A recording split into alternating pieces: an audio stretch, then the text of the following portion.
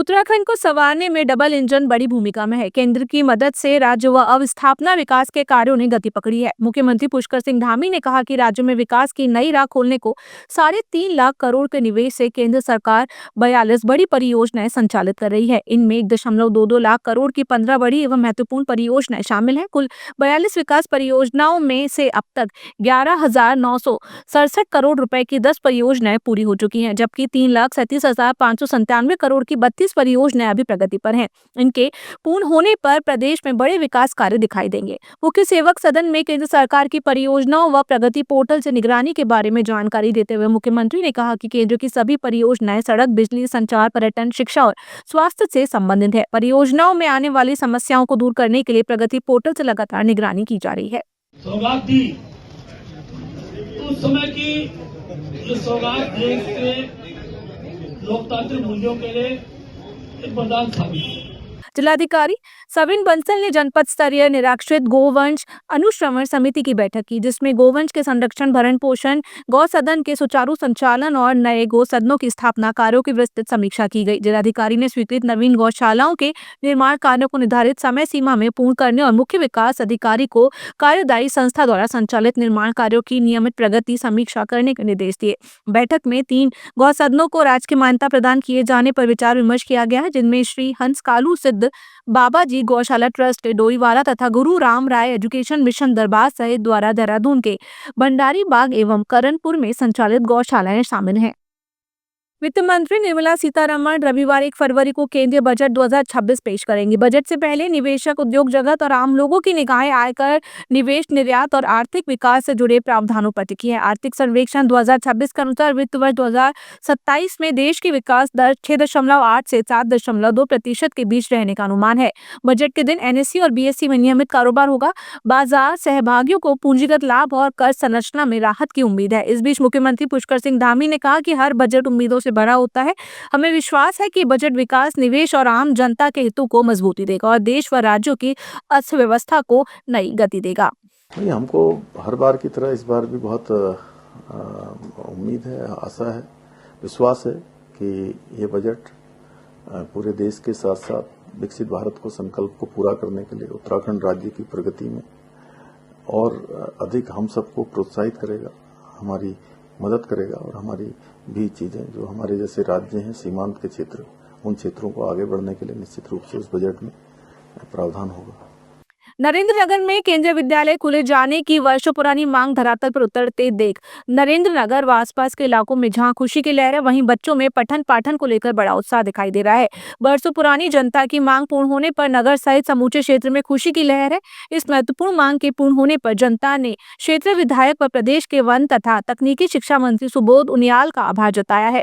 केंद्रीय विद्यालय के लिए अधिग्रहण किए गए इंटर कॉलेज के खेल मैदान में 82 लाख की लागत से 8 कक्षों के निर्माण का कार्य प्रारंभ हो चुका है। कनिष्ठ अभियंता नेहा राणा ने बताया कि 15 कमरों के लिए 165 लाख की परियोजना है, जिसमें 8 कमरों के 3 सेट के लिए जिला योजना से 82 लाख रुपए स्वीकृत हो चुके हैं। 8 कमरों का कार्य बच्चों के पठन पाठन हेतु अगस्त 2026 तक पूर्ण कर लिए जाएंगे।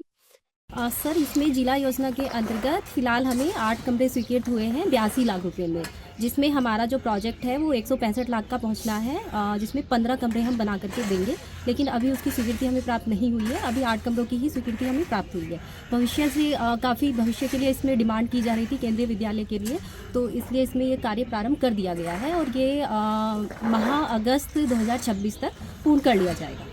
देखिए, निसंदेह इसमें कोई दो राय वाली बात नहीं है कि यहाँ के लोगों की जो डिमांड थी केंद्रीय विद्यालय को यहाँ पर खुलवाने की, यहाँ के बहुत ही तेज तर्रार नेता जो हमारे इस समय कैबिनेट मंत्री माननीय सुबोध उनियाल जी हैं, उनके सौजन्य से यहाँ पर जो है उन्होंने इस केंद्रीय विद्यालय की स्वीकृति दिलाई और इसी के तहत जो है यहाँ पर आज जो केंद्रीय विद्यालय के जो यहाँ पर जो उसके कक्षाओं के लिए जो यहाँ पर 3 सेट जो अस्थायी रूप से हमारा निर्माण हो रहा है, वो निर्माण कार्य यहाँ पर हम लोगों के द्वारा शुरू कर दिया गया है और इसका जो है जो समय है लगभग 9 महीने का है और कार्य संस्था इसमें ग्रामीण निर्माण विभाग नेटरी है, तो इसका जो कॉन्ट्रैक्ट है 9 महीने का। हम पूरा प्रयास करेंगे कि इसको विदिन 3 से 4 मंथ इसको हम पूरा करेंगे और इसमें जो है पूरी गुणवत्ता का जो इसको ध्यान रखा जाएगा। अंकिता भंडारी हत्याकांड को लेकर और इस पूरे हत्याकांड में वीआईपी के नाम का खुलासा न होने को लेकर पूर्व मुख्यमंत्री व कांग्रेस वरिष्ठ नेता हरीश रावत ने बीते दिन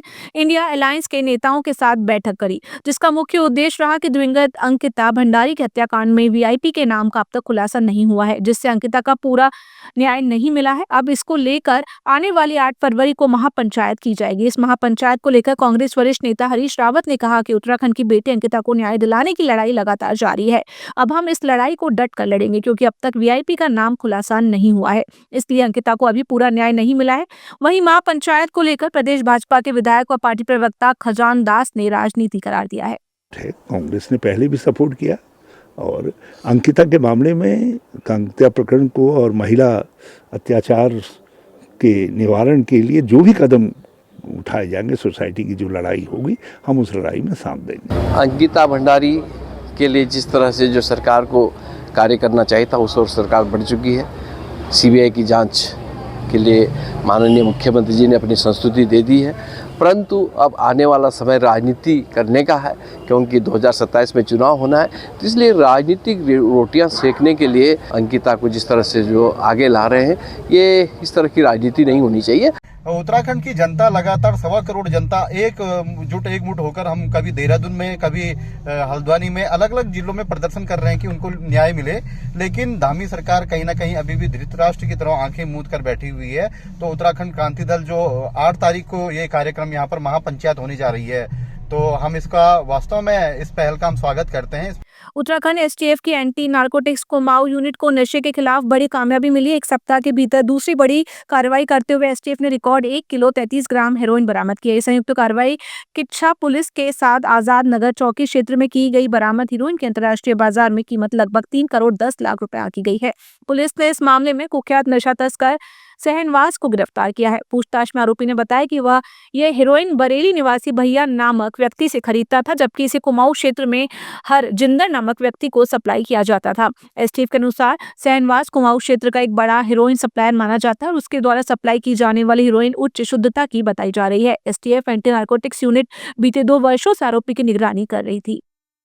माननीय मुख्यमंत्री उत्तराखंड के नशा मुक्त देवभूमि अभियान के अंतर्गत पुलिस महानिदेशक उत्तराखंड के पर्यवेक्षण में लगातार वरिष्ठ पुलिस अधीक्षक उधम सिंह नगर द्वारा ड्रग्स के विरुद्ध कड़ी कार्रवाई की जा रही है। इसी में 30 जनवरी 2026 को एसटीएफ कुमाऊं यूनिट और कोतवाली किच्छा की टीम को संयुक्त चेकिंग के दौरान एक सफलता प्राप्त हुई, जिसमें इस्लाम नगर बहेड़ी क्षेत्र जनपद बरेली के शहनवाज पुत्र इफ्तिकार को पुलिस द्वारा 1 किलो 33 ग्राम स्मैक के साथ पकड़ा गया है।